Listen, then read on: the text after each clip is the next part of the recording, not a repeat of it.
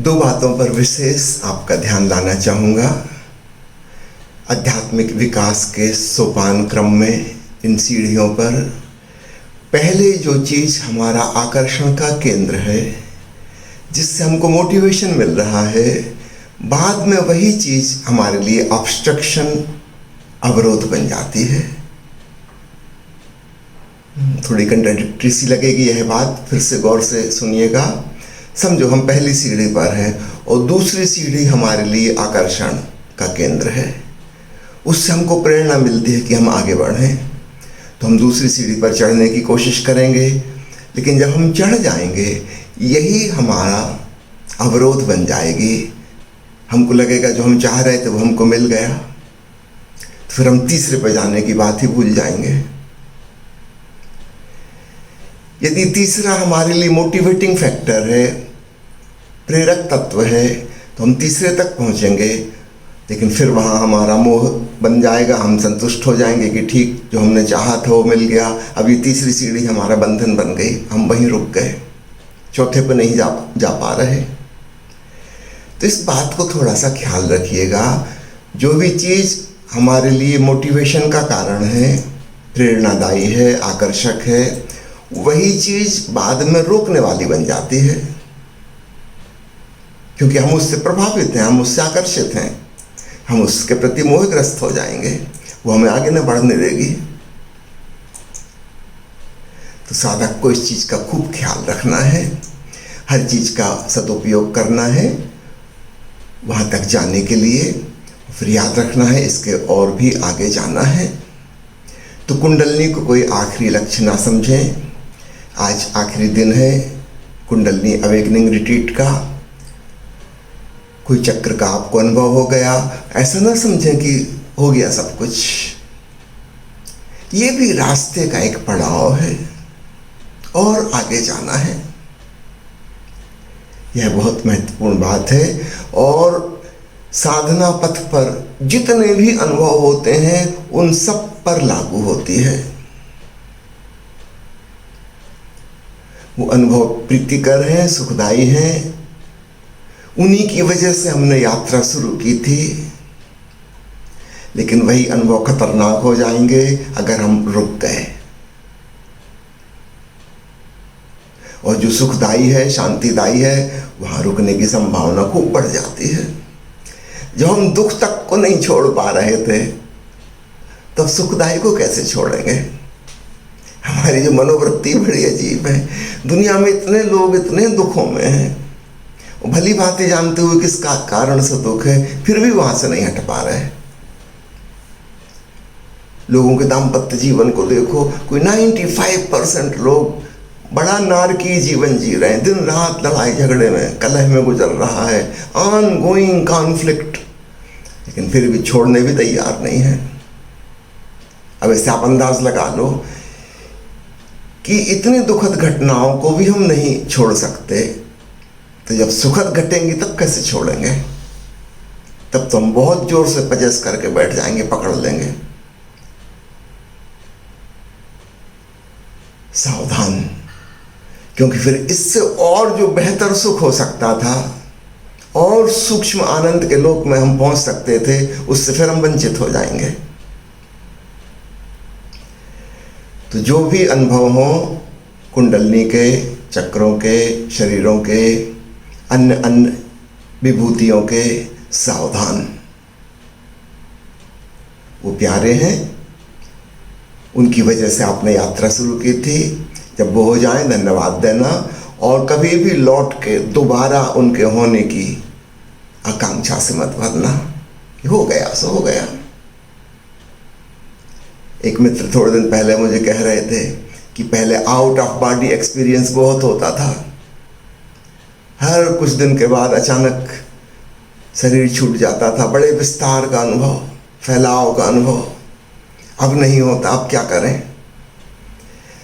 अब ये जो आग्रह है कि फिर वही अनुभव हो जाए, फिर वही अनुभव हो जाए, ये आपको आगे नहीं बढ़ने देगा।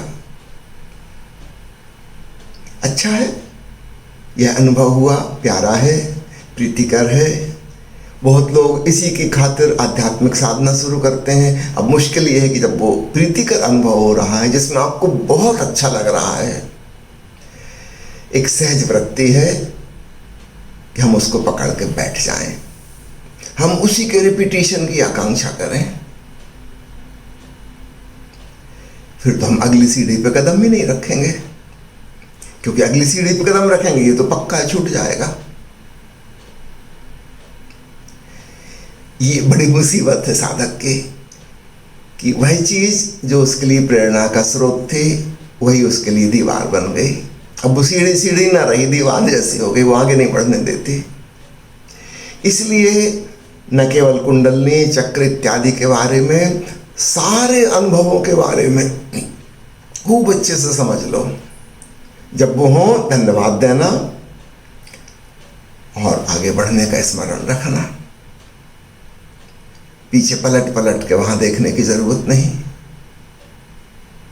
और आगे जाना है और आगे जाना है, यह ख्याल बना रहे। तब हमने उसका सदुपयोग कर लिया, उसका जो पॉजिटिव पक्ष था मोटिवेशन का, हमने उसको यूज़ कर लिया और हम उससे आगे भी निकल गए और खिसक गए। ये करीब करीब ऐसे ही समझो, स्कूल में एक विद्यार्थी पढ़ रहा है, प्राइमरी स्कूल में है और 5वीं के एग्ज़ाम की तैयारी कर रहा है और फिर वह 5वीं कक्षा में पास हो गया। अब वह 6वीं में पहुंच जाता है, मिडिल स्कूल में पहुंच गया, फिर हाई स्कूल में पहुंच जाएगा, फिर कॉलेज में यूनिवर्सिटी में पहुंच जाएगा, आगे बढ़ता जाएगा। यदि वो कहे कि मुझे तो बहुत रस है, बस 5वीं पास हो गया, मज़ा आ गया, इसी के लिए तो साल भर से मेहनत कर रहा था, अब ये क्लास ना छोड़ूंगा, अब तो इसी में पढ़ूंगा, तब तो बड़ी मुश्किल खड़ी हो जाएगी, तो पागलपन हो गया। तो सामान्य बाहर के जीवन की घटनाओं में यह बात हमें खूब अच्छे से समझ में आती है। हम जहां पहुंच जाते हैं उसके और आगे बढ़ने का हम ख्याल रखते हैं, तो वो आकर्षक चीज हमें अटकाने वाली साबित नहीं होती, लेकिन आध्यात्मिक यात्रा में ये मुश्किल खड़ी हो जाती है। तो याद रखिए, समस्त अनुभव मानसिक अनुभव हैं, अच्छे हैं, उपयोगी हैं, प्यारे हैं, पर उनकी वजह से आप अटक मत जाना। और दूसरी महत्वपूर्ण बात, हमारा आचरण, हमारा जीवन का व्यवहार एक कसौटी बने, प्रमाण बने कि हमने जो जाना है वास्तव में जाना है या काल्पनिक। इसलिए ओशो कभी भी आचरण साधने पर जोर नहीं देते, जागरण साधने पर जोर देते हैं। उसका कारण, यदि आप आचरण साध रहे हो तो आपने स्टार्ट पॉइंट ही झूठ से कर दिया। निकले थे सत्य की खोज में और एक झूठा पाखंड आदर्श जो आपके मन में बैठा था उसके अनुसार आपने जीवनचर्या को ढालना शुरू कर दिया। अब आपको कभी पता ही नहीं चल पाएगा कि जो अनुभव हो रहे थे उनका कोई परिणाम आ रहा है कि नहीं आ रहा। लेकिन अगर हमने आचरण को नहीं साधा, चरित्र को नहीं साधा, तो हमारी जो साधना पथ पर प्रगति होगी उसके परिणाम स्पष्ट रूप से हमारे आचरण में आएंगे, सहज रूप से, अपने आप, बिना साधे। जब वो आने लगे तो इससे सिद्ध होगा कि हम जिस अनुभव से गुजर रहे हैं वह वास्तविक है।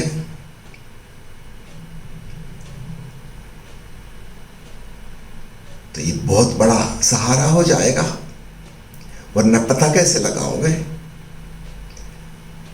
अभी पिछले 6-7 दिनों में कितने संदेश मेरे पास आ गए, मैंने किसी का जवाब नहीं दिया अभी तक कि मुझको ये हो रहा है, वो हो रहा है, मेरुदंड में से ऐसा लग रहा है, कोई ऊर्जा ऊपर जा रही है, किसी को लपट का अनुभव हो रहा है, किसी को विद्युत शक्ति का अनुभव हो रहा है, किसी को कुछ कि ये चक्र खुल गया, इस रंग का है, इसका फूल इस आकृति का है।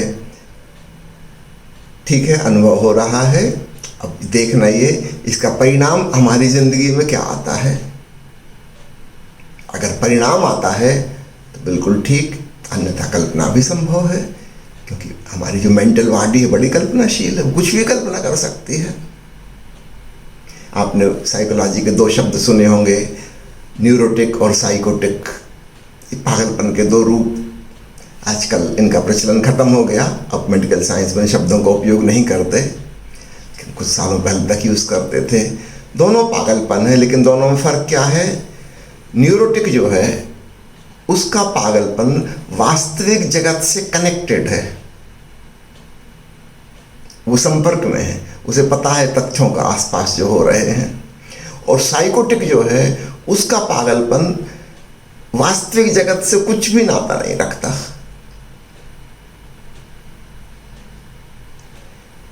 वो डिल्यूजन में, भ्रम में, हेलुसिनेशन में जी रहा है। फिर हेलुसिनेशन भी दो प्रकार के होते हैं। एक ऐसे जिसमें पॉजिटिवली हमें उस चीज का पता चलता है जो है ही नहीं,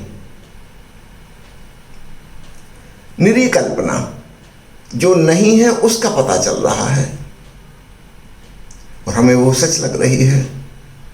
और एक होता है नेगेटिव हेलुसिनेशन, जो है उसका हमें एहसास नहीं हो रहा, वो हमारे लिए गायब हो गई।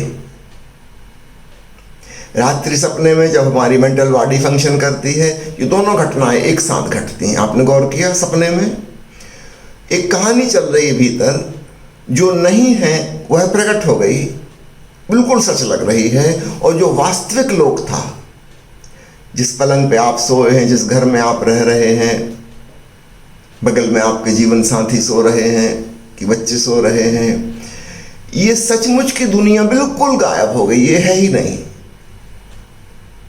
और एक बिल्कुल कल्पना लोक की दुनिया प्रकट हो गई, जो है ही नहीं। जो साइकोटिक है वो हेलुसिनेशन में पहुंच जाता है। ये दोनों प्रकार के हेलुसिनेशन, वो खुली आंखों सपने देखने लगता है, वास्तविक लोक से उसका बिल्कुल नाता छूट जाता, वो अपनी ही दुनिया में मगन है। और न्यूरोटिक जो है उसका कनेक्शन रहता है, पूरी तरह से नहीं टूटा। तो न्यूरोसिस और साइकोसिस का यह फर्क स्मरण रखिएगा। अब आपको ख्याल में आ जाएगा, जो लोग आध्यात्मिक अनुभवों से गुजरते हैं। अब सहस्त्राल का कमल खिल गया सहस्त्र दल वाला कि नहीं खिला, ये आपके कहने से पता नहीं चलेगा कि सचमुच में हुआ कि नहीं हुआ। इसका परिणाम आपकी जिंदगी में क्या हुआ? क्या आपकी जागरूकता का स्तर बढ़ा? छोटे छोटे कर्मों में सजगता की मात्रा बढ़ी? यदि हाँ, तो आपका अनुभव वास्तविक है, अन्यथा काल्पनिक है, उसका कोई भी मतलब नहीं। आप कुछ भी सपना देख सकते हो। कोई व्यक्ति महावीर स्वामी को मानता है, उनकी पूजा करता है, धारणा है उसकी, उसको दर्शन हो जाते हैं महावीर स्वामी के। किसी ईसाई को कभी नहीं होते, किसी हिंदू को नहीं होते, वो केवल जैन को ही हो सकते हैं। ईसाई को ईसा मसीह दिखाई देते हैं, उसको कभी गणेश जी, शंकर जी से मुलाकात नहीं होती। हिंदू को अपने देवी देवता नजर आते हैं, उसे कभी हजरत मूसा और हजरत मोहम्मद नहीं दिखते। ये अनुभव बिल्कुल हेलुसिनेशन है, इनका कोई भी अर्थ नहीं, क्योंकि इन लोगों के जीवन में ये वाला सपना देखने के बाद भी कोई परिवर्तन नहीं होगा। आचरण ज्यों का त्यों रहेगा जैसा पहले था। तो फिर ये झूठा सपना था। तो याद रखना, मेंटल अनुभव, मानसिक अनुभव भी दो प्रकार के हो गए। यदि वास्तविकता से वो संबंध रखते हैं तो वास्तविकता में उसके परिणाम आएंगे, वो परिणाम प्रमाण बनेंगे, सबूत, कसौटी। अन्यथा वो प्रमाण प्रकट ही नहीं होंगे। इसका मतलब है कल्पना, वह मानसिक अनुभव बिल्कुल झूठ था। फिर हम साधना पथ पर आगे नहीं बढ़ रहे, हम सपने देख रहे हैं। तो ये बाहर से कोई तय नहीं करेगा, आप स्वयं ही सजग रहिए, अपने जीवन का अवलोकन, स्वाध्याय चलने दीजिए और हमेशा याद रखिए, जो भी अनुभव हुआ है हमें उसके भी आगे जाना है। हमें उस अनुभोक्ता को, उस कॉन्शसनेस को जानना है जो इस अनुभव को जान रहा है। जानने वाला कौन है? तब हम चौथे शरीर से पांचवें में प्रवेश करते हैं, वो जो सबका साक्षी, सबका दृष्टा है। तो अभी एक हफ्ते बाद हम जो आगामी शिविर करने जा रहे हैं वह है ओशो साक्षी साधना शिविर। वो इसके आगे की बात होगी। वो जो साक्षी चैतन्य है वो पांचवें शरीर की घटना है। तो क्या अनुभव हुआ, फिर ये महत्वपूर्ण नहीं, अनुभव करने वाला कौन है, हु इज द नोअर, हम उस पे आ जाएं। जब मैं आस्था चैनल पर पतंजलि योग सूत्र पर बोल रहा था तो उसमें 4 अध्याय हैं, 4 पाद जिसको कहते हैं, योग के 4 पाद। जैसे चौपाया जानवर होता है, 4 व्हीलर गाड़ी होती है 4 व्हील्स के ऊपर खड़ी हुई, ठीक ऐसे ही पतंजलि ने योग के 4 पाद, 4 खम्भे स्तंभ बनाए हैं। तो मैंने समाधि पाद और साधन पाद की लंबी चर्चा की, करीब करीब 1 साल तक एक एक सूत्र की रोज व्याख्या की। तीसरे पाद को मैंने छोड़ दिया, विभूति पाद। विभूति पाद में इस प्रकार की शक्तियों का वर्णन है, चमत्कारों का वर्णन है जो साधना पथ पर मिलते हैं, घटित होते हैं। और पतंजलि ने इसलिए वर्णन किया है कि इनमें उलझना नहीं है। यदि ये अनुभव हो, ये मिरेकुलस पावर्स घटित हो जाएं, चुपचाप आगे बढ़ जाना, इन शक्तियों में उलझना नहीं है, वरना तुम फिर मेंटल बॉडी में रह गए। असली आध्यात्मिक बात साक्षित्व का अनुभव, विटनेसिंग कॉन्शसनेस तक नहीं पहुंच पाए। और बड़े लुभावने अनुभव हैं, इसलिए उनको विभूति कहा है। अद्भुत शक्तियां हैं, दूसरे भी प्रभावित होंगे, तुम भी प्रभावित होगे। सावधान साधक को सजग रहना है, किसी को प्रभावित करने की जरूरत नहीं, स्वयं भी प्रभावित होने की जरूरत नहीं। जानो कि मील के पत्थर हैं, अच्छे हैं, रास्ते में दिखाई दे गए, लेकिन इससे इतना ही पता चलता है कि और आगे बढ़ना है। आप कहीं जा रहे हो, लिखा है शिमला 50 किलोमीटर, तो वहाँ बैठ थोड़े जाते हो कि आ गई शिमला। हाँ, इस पत्थर ने इशारा किया कि 50 किलोमीटर और चलना है। तो महर्षि पतंजलि ने विभूति पाद में उन सारे चमत्कारी अनुभवों का वर्णन किया, विभूतियों का जिक्र किया जो रास्ते के मील के पत्थर हैं। आगे जाना है, आगे कहाँ जाना है, उस अनुभव करने वाली साक्षी चेतना में जाके स्थित होना है। तो 1 हफ्ते बाद जो अगला शिविर होगा उसमें हम साक्षी तत्व जो सब जानने वाला है उसको जानेंगे, अर्थात 5वें शरीर में पहुंच जाएंगे। तो कोई अनुभव आपको रोकने वाला साबित ना हो, प्रेरणा लेना, आगे बढ़ना, इस चीज को स्मरण रखें। कहीं ऐसा ना हो कि मनस शरीर का अनुभव आपके लिए बहुत लुभावने साबित हो जाए। बस झकझोर के याद रखना ये किसको अनुभव हो रहा है, तो आप उस सीढ़ी से कदम आपका उठ जाएगा।